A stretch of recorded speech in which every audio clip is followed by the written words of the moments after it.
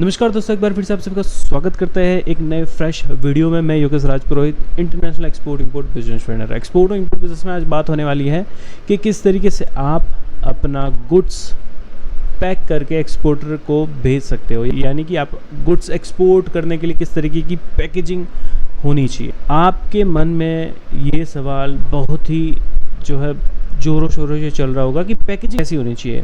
हाँ, हम लोग भी कुछ ना कुछ गुड्स भेजते रहते हैं, तो हम लोग नॉर्मल पैकेजिंग करते हैं। क्या वैसी पैकेजिंग चलेगी? तो इस वीडियो के माध्यम से मैं आपको बताना चाहूँगा कि किस तरीके से आप अगर एक्सपोर्ट बिज़नेस शुरू करते हो तो एक्सपोर्ट बिज़नेस में किस तरीके की पैकेजिंग होनी चाहिए। और एक्सपोर्ट बिज़नेस में सबसे महत्वपूर्ण चीज़ पैकेजिंग ही मानी जाती है, क्योंकि पैकेजिंग एक ऐसा माध्यम है जिसके आधार पर आपको डील मिलती भी है और कई डील छूट भी जाती है।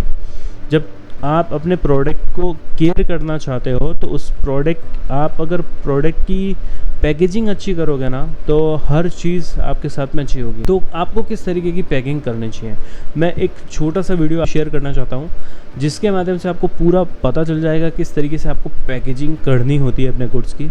हाँ, हालांकि आपको ये सारी चीज़ें डोमेस्टिक मार्केट में भी सीखने को मिलती है कि किस तरीके से पैकेजिंग करनी है, लेकिन कई बार ऐसा होता है कि मैं मर्चेंट एक्सपोर्टर हूँ और मर्चेंट एक्सपोर्टर में बहुत बार ऐसा देखा गया कि गुड्स हम लोग सप्लायर से मंगवाते हैं, वही गुड्स हम लोग आगे बेच देते हैं। दिमाग में ये चलता सबके है, जी नहीं, ऐसा बिल्कुल नहीं करना है। गुड्स को प्रॉपरली चेक करना है, उसकी क्वालिटी और बॉक्सेस, जो पैकिंग होता है बॉक्सेस, उसको चेक करना ज़रूरी होता है। अगर आपने चेक नहीं किया है और किसी भी तरीके से बॉक्स या फिर पैकेजिंग में गड़बड़ हुई तो बायर सिंपली हाँ बोल सकता है कि नहीं, मैं गुड्स को एक्सेप्ट नहीं करूँगा क्योंकि इसकी पैकेजिंग बहुत ही ज़्यादा ख़राब है। तो एक्सपोर्ट बिज़नेस में सबसे महत्वपूर्ण होता है स्टैंडर्ड पैकेजिंग। ये वर्ड याद रखिए, स्टैंडर्ड पैकेजिंग। एक्सपोर्ट बिज़नेस में आपको सबसे ज़्यादा सुनने को मिलेगा स्टैंडर्ड पैकेजिंग होनी चाहिए आपके गुड्स की। स्टैंडर्ड पैकेजिंग क्या होती है? एक सिंपल सा वीडियो है, देख लीजिए, आपको समझ में आ जाएगा कि स्टैंडर्ड पैकेजिंग क्या होती है और किस तरीके से आपको गुड्स को पैक करना होता है। In this video, we'll show you common packing mistakes and how to avoid them. If the box you're using to ship your goods in is wet or weak, the contents of your shipment are at greater risk of damage. So make sure you use a strong, good quality box. When packing your goods, you need to have the right size box.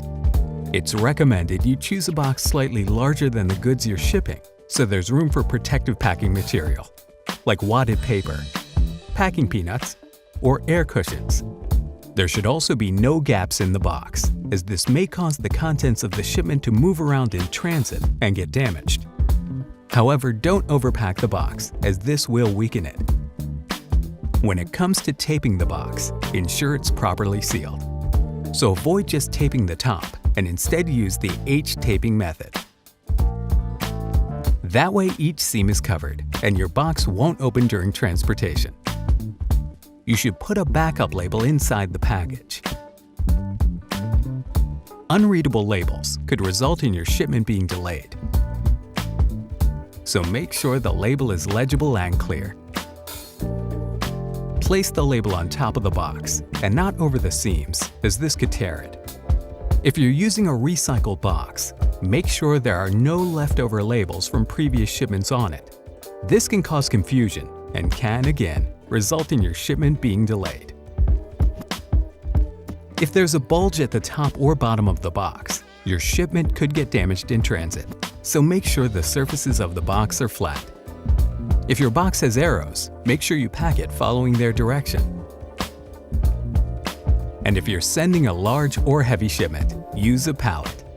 Thanks for watching. तो आपने जो video देखा है, जिसके माध्यम से आपको पता चल गया होगा किस तरीके से आपको गुड्स की पैकिंग करनी होती है और किस तरीके से उसको एक्सपोर्ट करना होता है। देखिए, हर कोई व्यक्ति चाहता है कि उसका गुड्स, उसका प्रोडक्ट उसके पास में अच्छी तरीके से पहुंचे।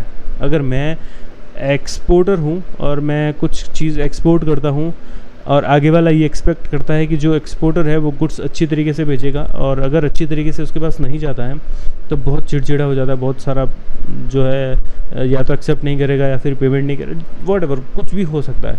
तो आपको अगर फ्यूचर में डील करनी है उसके साथ में या फ्यूचर में उसके साथ में बिज़नेस करना है तो पैकेजिंग के ऊपर ध्यान देना बहुत ही ज़रूरी होता है।